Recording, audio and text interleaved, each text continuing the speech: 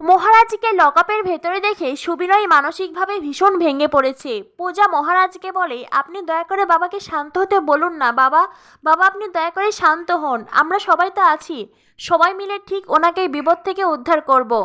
সুবিনয় মাথা তুলে বলে, বিপদ? ও নিজেই তো খাল কেটে কুমির নিয়ে এসেছে, বিপদ তো আসবেই। এই কথা শুনেই প্রিয়াঙ্কার মুখ চুপসে যায়। সুবিনয় মহারাজকে বলে, মহারাজ তুই জানিস থানায় তোর নামে কে কমপ্লেন করেছে? ওই প্রিয়াঙ্কা। এই বলে সুবিনয় প্রিয়াঙ্কার দিকে আঙ্গুল উঠায়।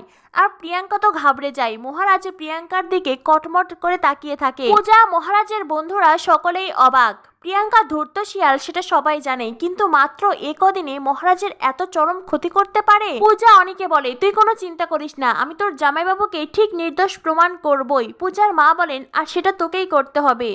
পূজা বলে, আমার স্বামীর সাথে যারা অন্যায় করেছে সেই অন্যায়ের প্রতিবাদ আমি করব।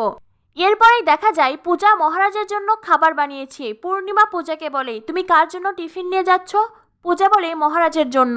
মাধুরী বলে, তা ঠিক আছে, কিন্তু স্বামীর নাম ধরে ডাকলে স্বামী মারা যায়। মাধুরী, যে কিনা নিজেই বিধবা, সে আবার পূজাকে জ্ঞান দিচ্ছে। এরপরেই পূজা মহারাজের কাছে যায়। পূজা মহারাজকে বলে, আপনাকে এখান থেকে বের করা অসম্ভব নয়।